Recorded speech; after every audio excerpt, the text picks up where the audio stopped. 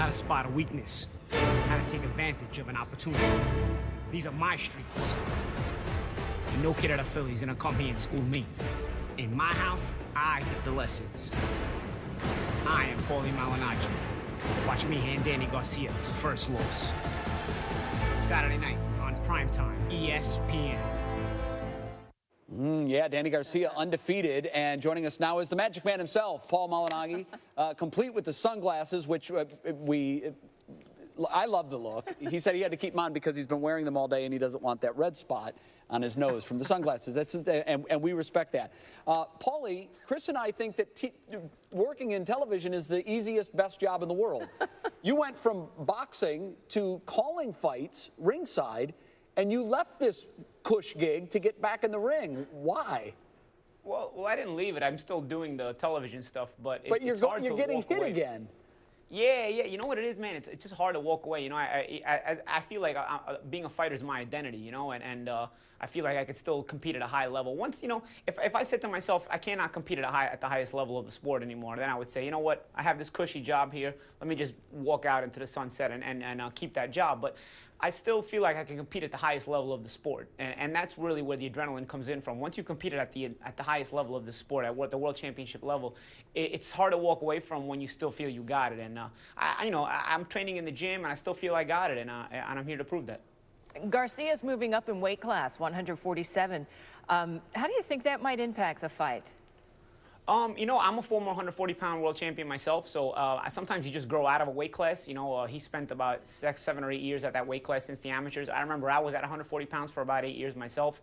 And so it's kind of a progression you make sometimes. You just kind of, your body fills out, it matures a little more as you get older, and you kind of grow out of the weight class. So I think, based on the experience that I had when I moved to the welterweight division, it'll probably help him and he'll feel better. You know, not that it's going to help him against me, because I feel like my style is going to be kryptonite for him. But regardless, I think overall he'll feel better at 147 pounds. I can remember the exact same feeling when I moved up from 140 to 147 pounds, and just feeling like my body had oxygenated a little bit and was able to keep a little more energy.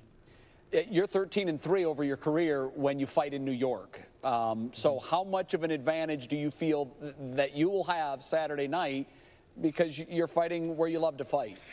Well, I don't know that the New York thing is an advantage in this fight, because Garcia's also fought a lot at the Barclays Center in New York. I think we've both made it a kind of a home for ourselves, but I think the crowd support that we'll both have is always an adrenaline rush, and I think that always motivates you and pushes you to get through the tougher times in the fight, and pushes you maybe when you're a little bit tired and whatnot. You know, part of the reason you do this is to entertain fans and to hear that rush, and part of that rush of adrenaline is to hear that roar of a crowd when the action heats up and when it gets really intense. It's hard to describe, but that's the drug that keeps us in it. Hey, before we let you go, Paulie, hold up your arms and tell us, it looks like you're wearing a cast, but you're not.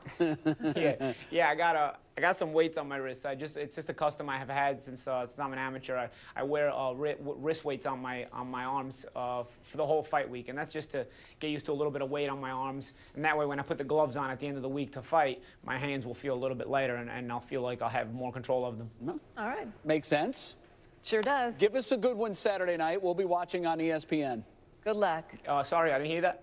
Give us a good fight Saturday night. We'll be watching on ESPN. Oh, absolutely. All absolutely. Right, I plan on putting on a great show, and I feel like the matchup is intriguing for a lot of boxing fans and non-boxing fans, and believe me, I'm more than ready for this fight Saturday night. Good luck.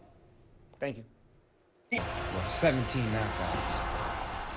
Who beat Peterson, Morales, Judah, Lucas Matisse, and knocked out Amir Khan. This Saturday on ESPN Primetime, watch me beat Paulie Malignaggi in his hometown. Danny Garcia, the junior welterweight champ, ready to make the full-time move up to 147 against Malignaggi Saturday on the Premier Boxing Champions card in Brooklyn. Danny, first of all, what was it like for you trying to make weight and then fight at that lower weight? You know, I was a champion at 140. You know, I had 5 title defenses at 140. I've been at 140 pounds since 2007 as an amateur. And, you know, my body was just, you know, I just couldn't make the weight anymore. I didn't feel strong anymore. And I feel it was time for me to move up to the 147-pound weight class, where I'm going to be a lot faster, a lot stronger. And the people will see that Saturday night. How is this change at getting a little extra weight? How is it? Do you think it's going to help you in the ring on Saturday?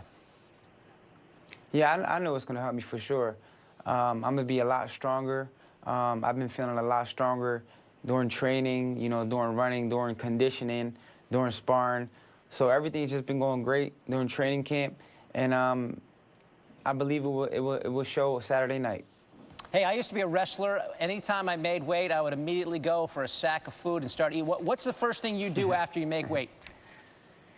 The first thing I do all the time, I go eat steak and asparagus. It's my favorite. I've been doing it my whole career. So, some nice steak, medium well, and some asparagus. How much weight do you put on between the weigh-in and when you actually get in the ring for the fight? I believe I put on about, I should be going into the fight about 154 pounds. So, I say about 7 pounds, 8 pounds the most. I never gained more than 8 to 10 pounds. What is the scouting report now on Malignaggi? You know, I just got to go in there and be smart, be Danny Garcia. I got to keep my hands up, use the jab. You know, I'm faster than him. I'm younger than him. I'm stronger than him. And I just have to go in there and be explosive and use my youth. Well, what does he do well in the ring? I mean, if you're faster and stronger and smarter, what does he have? You know, he's a two-divisional world champion. You know, he's a former 140-pound world champion, former 147-pound world champion. So he's an experienced fighter. He's been there before. He's crafty. He's a veteran. I believe he will go in there and try to use his jab, use his movement. But, you know, we train hard, and we're ready for whatever he brings to the table. Danny, when you hit a guy clean with a big left hook like you did with Eric Morales in 2012, where you knocked him through the ropes, what is that sensation like? Oh, man, when I land that left hook, I could feel it. It just goes through my shoulder, all the way up through my shoulder. And when I blink my eye and then I open my eyes and the guy's on the floor, that's how hard when I feel that left hook land, and if it lands clean, I know I can't blink without me seeing him go down. Do you know just from the feel up into your shoulder how good of a punch it is? Yes, definitely. As soon as when I land my left hook and I turn all my body weight into it, and I know it's clean on the chin, I know they're going down for sure. 30-0, Danny Garcia putting it on the line Saturday night on the Premier Boxing Champions card on ESPN. Danny, we appreciate the time. We'll be watching. Thank you. Don't forget to watch ESPN at the Barclays Center. All right, we will. That place is going to be hopping. Still ahead.